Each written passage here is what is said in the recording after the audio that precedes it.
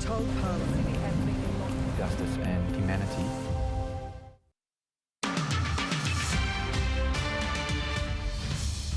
Hello and welcome to ABC News. I'm Miriam Korowa. We are standing by to take you to Melbourne, where Victoria Police are due to address today's anti-lockdown protests. On the same day, Victoria recorded its highest number of new COVID cases this outbreak. Demonstrators have swarmed parts of Melbourne to protest against the lockdown. Hundreds of people broke through heavy police lines as they marched through the streets of Richmond. Authorities deployed pepper spray against the protesters after earlier shutting down public transport and blocking people from entering the city. We are expecting to hear from Victoria Police shortly. We'll bring that to you live as it happens here on ABC News. And we are seeing that the police presser in Victoria, in Melbourne, is beginning to get underway. So we're going to take you live now to Melbourne. For that update, Commander Mark Galliot is speaking about the protests. In charge of the city and Deputy Commander for today's operation.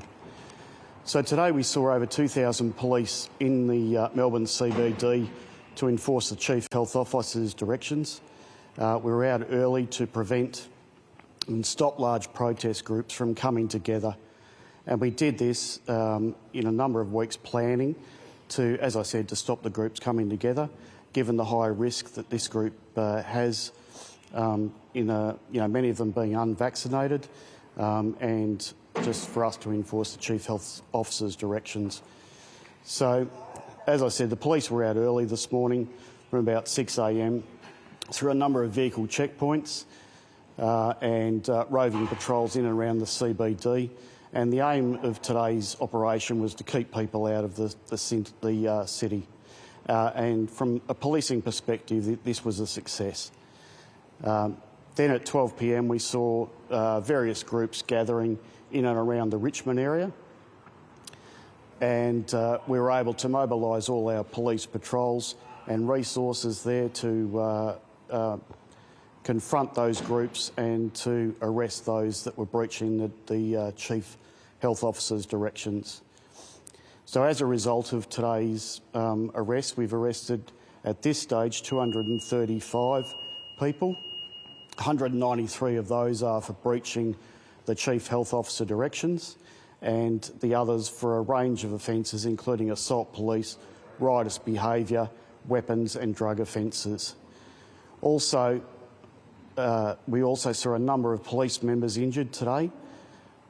10 members have been injured to date, with 6 taken to hospital and 3 still in hospital with a range of injuries from torn muscles, broken elbow, broken nose, broken finger, and a range of bruises after they had bottles, stones and a range of other objects thrown at them from these protesters. So what we saw today was a group of protesters that came together not to protest freedoms, but simply to take on and have a fight with the police. That's what we saw, were angry, aggressive young males there to fight the police, not to protest about freedom. So thank you, and I'll take any questions. Do you think that the numbers of protesters who were out there today was quite fewer than what we had last couple of weeks in the protest? Do you think that was due to the setup that you had around the CBD to prevent people from coming? Yeah, certainly. So we estimated between 6,000 to 7,000 people were going to come in the CBD today. So our prevention piece, the strong vehicle checkpoints, kept people away, and that was the aim of the operation, as I said. So that was achieved. We estimate there was only probably 500 to 700 protesters there today. And as I said, that helped us ensure that the risk of infection in the community was lessened. We know that they've been described as the angry men between 25 to 40 years old, Shane Patton said before. Is that what you believe was there similar again today? Yeah, exactly. That's all we saw. We saw angry young men that were there, just there intent on violence against police. And what we saw, especially at some incidences, was, police getting trampled, forcing the lines, police, men and women getting trampled, which they do not come to work for. They're here to help and keep the community safe, And what we don't come to work for is get trampled, assaulted and end up going home with broken bones. Have you spoken to the members that are injured and in hospital, and how are they going? Yeah, so we still have 3 members still in hospital. They're all in good spirits and, happy for the support they're receiving, and hopefully they'll be discharged later tonight. How is it for you looking at that and seeing your members being assaulted and abused like that? Well, it's incredibly frustrating, but more than that, it really saddened me to see, people acting in that way towards police. All we're doing is there to protect the community and to enforce the Chief Health Officer directions. All we want to do is end lockdowns, get out of the lockdowns that we've got at the moment and back to normality. The only way we can do that is through high vaccination rates, low case numbers, and that'll end the lockdowns and return us back to normal. So you still stand by shutting down the city in the way that it was done? Oh, exactly. It was a great preventative measure. By shutting down the public transport system as we did, by enforcing the vehicle checkpoints, kept all those people and the planned protesters out of the city. And if we hadn't have done that, as I said, we could have had thousands in the city. And we appreciate it was a great disruption to the commuters, to other people at those checkpoints trying to get through to business. But as I said, all we're simply doing is responding to protester behaviour. And so is that something you'll look to do again if another protest similar is called? So we'll commence planning. If they decide to run another protest, we'll certainly look at a whole range of options ahead of the next protest, but it'll always be guided by the risk, by the intelligence that we're seeing ahead of that protest. You said there was 235 people arrested. How many people were fined? So of that, there's 193 at the moment that will be fined with breaching the Chief Health Officer directions, and the range of other offences for criminal offences ranging, as I said, from riotous behaviour, assault police, drugs and weapons offences as well. You're right in saying that the vast majority of that crowd was angry men. There still was a percentage of people that are the average mum and dad frustrated that their businesses are shut down. What's your message to them? Because it seems that they do think doing this is the answer when clearly it's not. No, and as I said, it's the complete opposite to freedom. The only way that we can gain freedom as a society is to work together and achieve those vaccination rates. Once we do that, we'll be out and about, enjoying summer, enjoying Christmas, enjoying times with families. Doing this does nothing to advance any cause. It's never been successful, here or overseas. Protesting gets you nowhere. It's only working together as a community that actually can achieve our results together. And can you run us through some of the force that your officers had to use today? There was obviously a lot of vision on capsicum spray that you used. What other non-lethal force did they have to use? So there was a lot, as you said, there was a lot of capsicum spray foam used. In some cases, police members were forced to use their batons, but on this occasion there was no use of the other non-lethal weapons that we saw on the last occasion when protesters chose to, walk up on police lines. It might seem like stating the obvious, but just how serious is it that these people are physically assaulting police, and I suppose what charges and how hard will the law come down on them? Yeah. So a number of those people have now been charged with riotous behaviour. So, that's one of the most serious charges as far as assault goes. It's assaults in large groups. There were significant assaults that occurred there. And as I said, frightening for police members, for the community, when you see large groups of people there assaulting police and others. And how much did the operation cost to have all those members on today? I know a lot were pulled back from their leave and things like that. Yeah, so to staff today, we obviously cancelled rest days. We cancelled holidays and brought a lot of people back in from police stations. And that has a significant impact on the community in the suburban areas where they need police for family violence matters and a whole range of the normal policing responses. So that gets delayed. So haven't costed it, but it would have been in the hundreds of thousands of dollars to stage today's event. Leave it there. Thanks, Mark. All right. Thank you. So much, Mark. Thank you. Thanks. We've been hearing there from Victoria Police Commander Mark Galliot in Melbourne following a police operation to prevent protests against lockdown in the city centre. More than 2,000 police were involved to keep a gathering of some 7,000 people from taking place. Of an estimated 500 to 700 people who gathered in Richmond, 235 were arrested and face a number of charges. 10 police were injured in the operation, 6 required hospital treatment, 3 officers remain in hospital. Meantime, 20 people have been arrested at the site of an anti-lockdown protest in Sydney Park in the city's inner west. 1 man was led away by police and 2 others were arrested for not wearing face masks. Mounted police, the riot squad and air crews were deployed across the CBD to monitor those entering the city, but numbers were significantly lower than those in other cities. This activity occurred in metropolitan Sydney and there was only small protests in regional New South Wales. Approximately 32 people have been arrested across the state, 20 of whom were in Sydney, and there was approximately 265 infringement notices issued all up, and 232 of those were issued in metropolitan Sydney. New South Wales has recorded 6 deaths and 1,331 new locally acquired coronavirus cases today.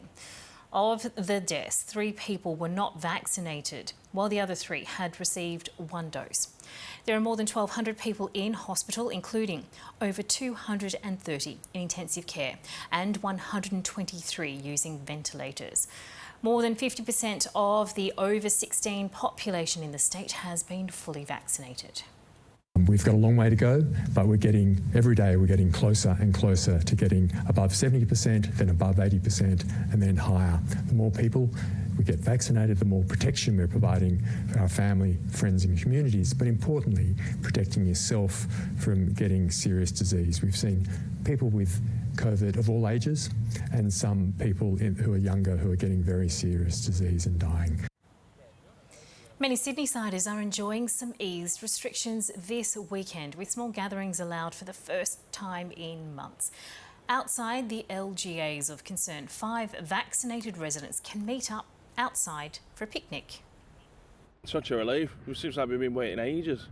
I suppose just because we're expats as well, our friends are really our family over here, so it's nice to be able to catch up with people. It kind of feels normal. It feels really good. It feels like this is how it's meant to be. I feel like we're back to normal again, but I know we're not quite there, but yeah. It's nice.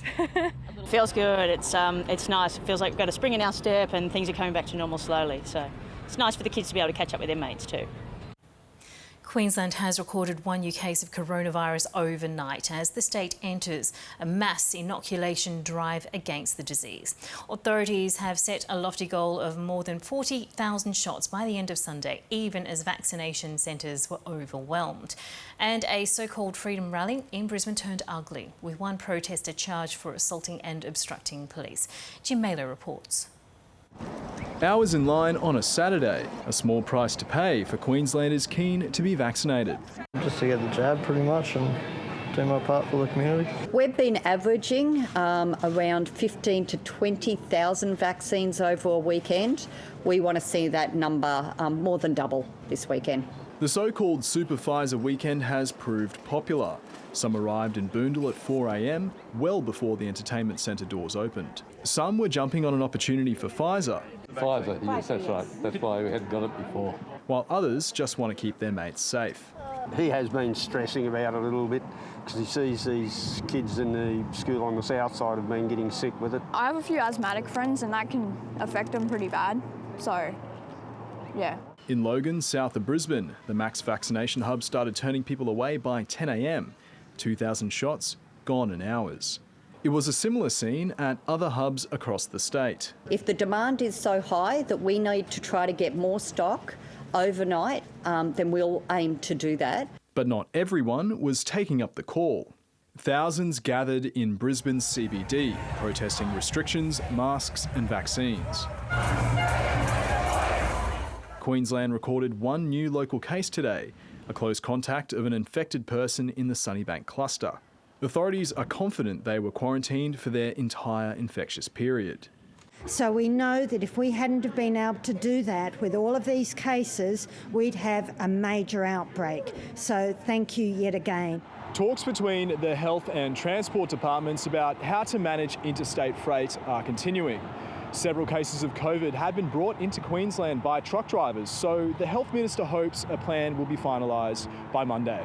We want to make sure that we're balancing the safety of the community with the safety of the drivers. The drivers need to be able to stop and have rest breaks. They need to be able to get out of their cabs and move around. The state's vaccination drive continues, with those who missed out today encouraged to turn up to one of the 38 hubs tomorrow.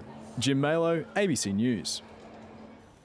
Adelaide has seen crowds of people turn up to protest lockdown restrictions as part of a series of anti-lockdown protests across the country today. Many condemned the restrictions and introductions of mandatory vaccines in workplaces. Why is everybody gathered here today, Kathy? We're here today to celebrate our freedoms and push for an end to the state of emergency, an end to mask wearing in schools and everywhere else. We've got 0 cases of COVID.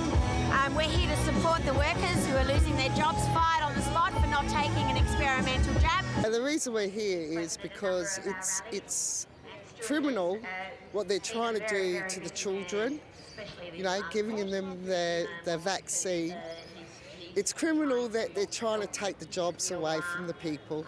It's criminal that they want us to have nothing in our lives and the kids' lives, and it has to stop.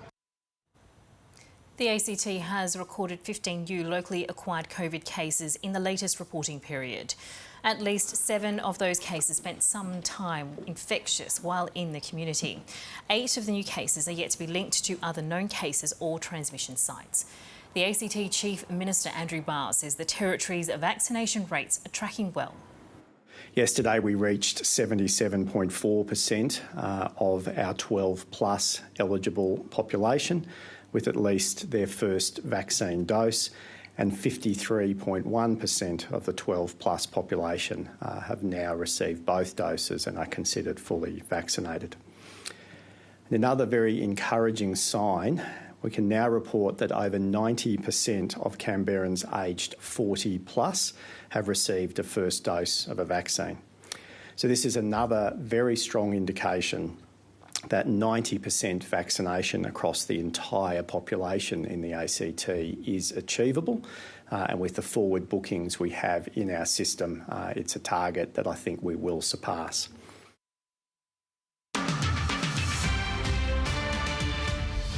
France has recalled ambassadors from the United States and Australia following a recent nuclear submarine deal. The AUKUS pact meant Australia scrapped a $90 billion contract to buy French conventional submarines. Mel Clark has more from Canberra. Is an extraordinary step. This is not something you would normally see between friendly allies, even with the ructions that have been caused by this AUKUS alliance and the subsequent cancelling of that $90 billion submarine contract between Canberra and Paris. Now, we knew that the French government was very angered by this move. It felt that there had been a level of conspiring between Australia and the UK and the US and not keeping France in the loop, as it would expect as a major ally of all 3 of these countries about the circumstances. Probably also not helped by the fact that Australia hadn't contemplated the idea of building a nuclear submarine with France, even though that's something that they themselves manufacture. But Australia had engaged them only in terms of conventional submarines. So to now find that Australia is working hand in glove with the US and UK on that front has been taken as a significant snub by the French, hence them taking this extraordinary step of recalling their ambassadors to both Washington, from Washington and from Canberra, which will happen imminently. Now, what we know is that the French Foreign Minister has said that he finds it, a real degradation of the relationship and not what he would expect between partners. Now, we saw that statement from the Foreign Minister, Marise Payne, saying that she notes with regret that this recall is happening and says that, of course, it was something that done in the national interest, this decision to revoke the submarine contract. But speaking just before the ambassador recall, Marise Payne, even at that point, was acknowledging that work needed to be done to ensure that the relationship with France remained strong despite this latest arrangement. I absolutely understand their disappointment. There's no doubt that these are very difficult issues to manage, but we will continue to approach constructively and closely with our colleagues in France. The Prime Minister hasn't spoken on this issue yet. We expect he will be questioned over it over the coming days, given how significant this is. Maurice Payne is travelling overseas along with the Defence Minister, Peter Dutton, through a series of meetings with allies across the Asia-Pacific. So at the moment, the response from the federal government, as you might expect, is rather muted and limited to that statement from Maurice Payne's office. However, that also reflects the fact that this wasn't an expected reaction. We had the French ambassador to Australia tell the ABC just yesterday that there wasn't going to be retaliation. And now, very quickly, we have this extraordinary step of retaliation from the French President, Emmanuel Macron, to withdraw both of these ambassadors. So the federal government is absorbing what this means. The opposition says it's reflective of the fact that the government hasn't handled this creation of AUKUS well, that it hasn't done enough to consider what it means for our other allies. And that point was pushed today by the Shadow Attorney General, Mark Dreyfus. The impact on our relationship with France is a concern, particularly as a country with important interests in our region. The French were blindsided by this decision, and Mr Morrison should have done much more to protect the relationship. The Morrison-Joyce government needs to explain what it is going to do to fix this important relationship. And that is an example there from the opposition of the need for some relationship repairing to be done here. As much as we have the new AUKUS alliance, there's still some work to be done with Australia's other allies. The Pentagon has revealed a drone strike it launched in Afghanistan in late August was a mistake. Our North America correspondent Catherine Diss has more from Washington. The head of the US Central Command spoke to us today and said that it was a very tragic mistake. It was a significant error of judgment. For some context for our viewers, that drone strike was launched against a vehicle inside a compound on August 29. It came 3 days after Islamic State attacked Kabul's airport, which, as we know, resulted in the deaths of 140 people, including 13 members of US military service. So it was at a time of heightened tensions. The US Central Command took this drone strike, launched the Hellfire missile based on intelligence from an ISIS safe house and also 8 hours of surveillance of that vehicle, which I have mentioned. Today, we have found out that the Pentagon got the wrong vehicle. That has resulted in the deaths of 10 civilians, including 7 children. And what the Pentagon initially thought was the driver loading explosives into that vehicle is now thought to have been water bottles. The first instance where they started surveillance of that driver and that vehicle is thought to have been the man picking up a laptop from a compound, and then his activities throughout the day is now thought to be him ferrying workers from one location to the next. So yes, this was a very serious error of judgment on behalf of the US Central Command, and today them revealing that the driver, instead of being a member of Islamic State, was actually a long-time worker of a US aid agency. Let's take a listen to Commander Kenneth McKenzie and what he had to say a little earlier. This particular strike, it certainly was a terrible mistake, and we certainly regret that. And I've been very clear that we take full responsibility for it. At the same time, we were carrying on a number of complex operations designed to defend ourselves. We conducted a strike a couple of days before up in Nangarhar that was very successful. We conducted other operations across the battle space to defend ourselves during this very difficult 48-hour period when so many imminent threats were manifest. So while I agree with it, this strike certainly did not come up to our standards, and I profoundly regret it. I would not qualify the entire operation in those terms. The mining town of Collie wants to convert decades of coal-fired power station waste into a new concrete industry. Concrete is one of the most widely used building materials in the world, and it's a significant contributor to greenhouse gas. But West Australian scientists have developed a low-carbon recipe combining recycled construction and coal waste. Churning new life into an old industry. This concrete mix uses recycled construction materials and waste from a coal-fired power station. So comparing with conventional environmentally friendly concrete, which has 15 to 20% recycled material in it, Collie Creek concrete can use up to 80 to 90% of recycled material. It's not just about reusing waste products. Conventional cement is responsible for about 8% of the world's carbon emissions, but this concrete, made from geopolymer cement, has lower emissions. The cement that we use can be made anywhere at room temperature. This means that our Collie Creek cement can be made for 60 to 80% less greenhouse gas emissions compared to normal concrete. The main ingredient is coal combustion fly ash. This power station in Collie creates 600 tonnes of fly ash waste a day. We've supplied fly ash to Murdoch University in their testing and trials, and they've used that to create their mix that works well with our fly ash. Instead of being dumped, the fly ash could fuel a new industry. It ticks all of the boxes for sustainability in terms of new jobs, new employment opportunities, environmentally friendly industries, and it's also really great for our community. The recipe is still being tested, but the results show Collie could convert stockpiled waste into solid jobs. Kate Stevens, ABC News, Collie.